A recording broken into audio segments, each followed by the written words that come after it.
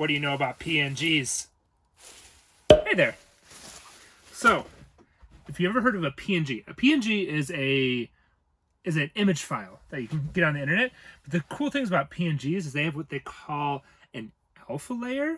It allows any image to have a transparent layer so that a part of the image you can see through, and so whatever's behind it, you can see it. So let's take an example of if you went online to go find an image of Donkey Kong and you looked online and you found one. If you find a PNG, you'll notice that they have gray and white squares. That represents the alpha channel. That's the transparent layer. So when you download it, boop, it looks just like this. Yeah. And so today I'm gonna do two things. I'm gonna teach you guys how to make a proper stencil for making that checkerboard pattern, and I'm gonna do what's called kind of a Photoshop effect, where it kind of looks like I carved my name into the mural wall that I have behind my shed, and I'm gonna do it in this PNG fashion where I can have a transparent layer. But let's just dive right into it, all right? Woo!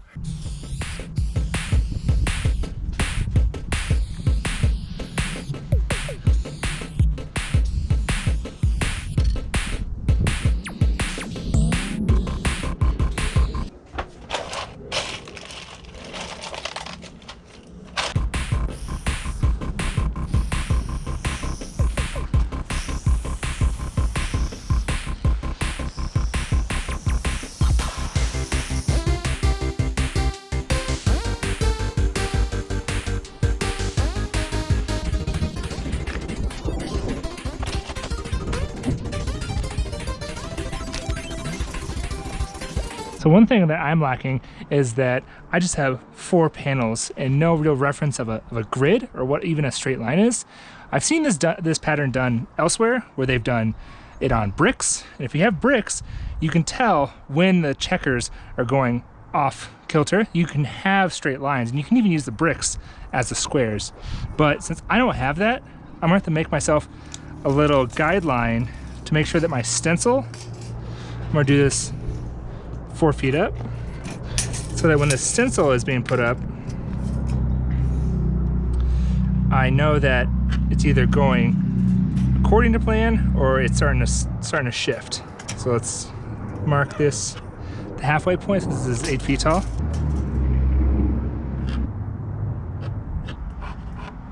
All right, now let's get into the heart of this video. The heart of the video is how to make a proper stencil for a checkered pattern. Now, if you can imagine, if we just had a simple small thing and we tried to cut out every single square, I think some of you can imagine what would actually happen. Let me show you. All right, so pretend this is our stencil, and if we were to cut out every single one of these dark ones, let's look what actually happens. You cut down pretty much this whole line, and then this whole line. And when you tried to get to the point of cutting out the individual squares, there's that one. And if I cut out this square, if you cut out the surrounding squares,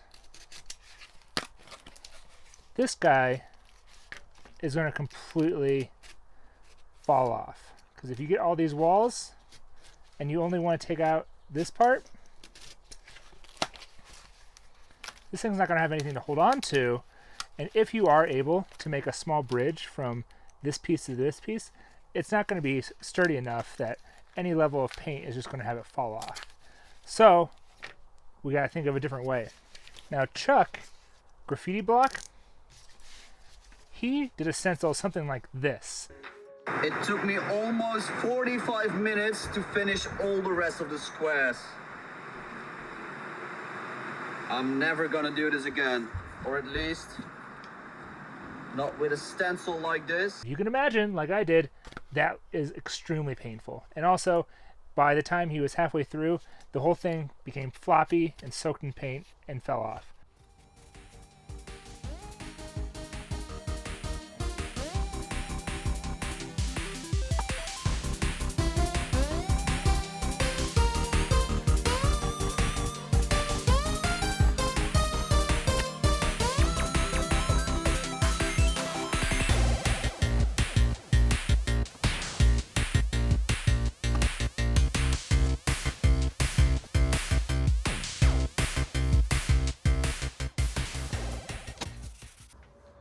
checkerboard. All right, cool. So let me tell you what my goal is. My goal is to only cut out every other diagonal. So I'm gonna cut out this diagonal and this diagonal. Maybe this one too, since it's big enough. That way I have plenty of cardboard here and here to keep it there. So I'm gonna go ahead and cut out these and these diagonal and see how I can see how it turns out.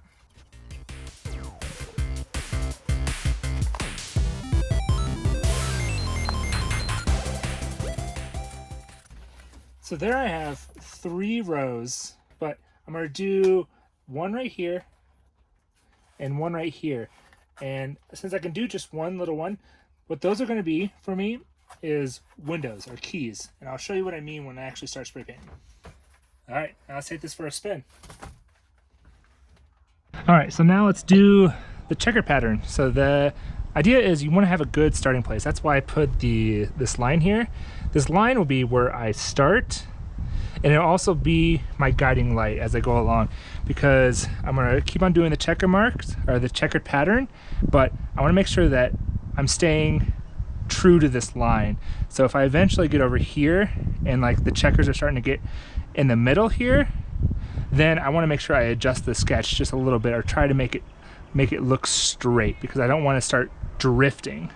So the idea is I'm going to put this up.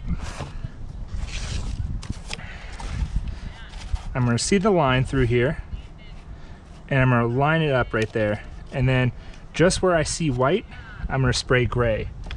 And then when I pull it away, I'll have the checkers and some spaces. But once this gets dried, I can then shift this over and fill up the squares that I missed. And that's what these things are for. You see this right here? This is what I'm going to call my keyhole.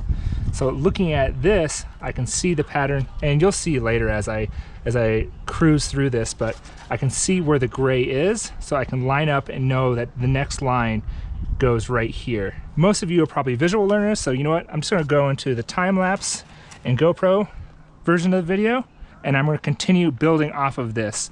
And one very critical piece is that when I start here, I need to go from here. I need to branch out from this location. I cannot do this and then start doing a new one here, because by the time that they meet, I'm not gonna have them lined up correctly, and it's gonna look bad. So where I start, I have to go from there so that the pattern stays true. I also messed up there, but whatever. All right, let's do some time lapse, and let's do some GoPro, and let's see how this all turns out. All right, so I line up the squares that already exist, these ones right here, and then I can go further.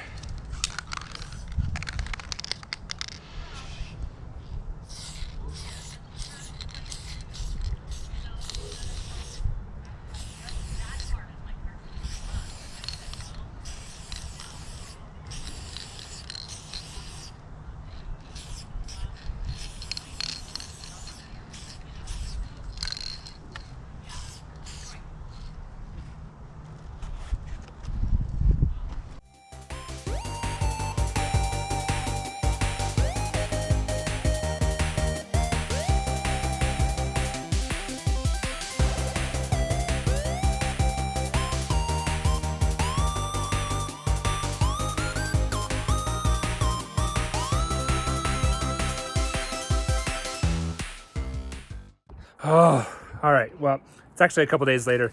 I'm just now getting over a cold. My daughter, who was sick, coughed right in my mouth, and now I'm just now getting over being sick. But back to the piece. I am actually super proud of this one. The stencil that I made worked out. Mwah, it was perfect, and I think that I'm gonna keep that design around for a while and use that in the future.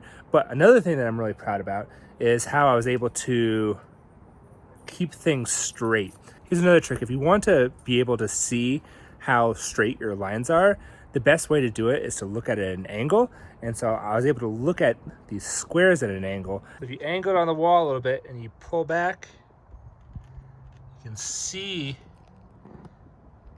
how the line goes completely down. If we walk all the way through, right there,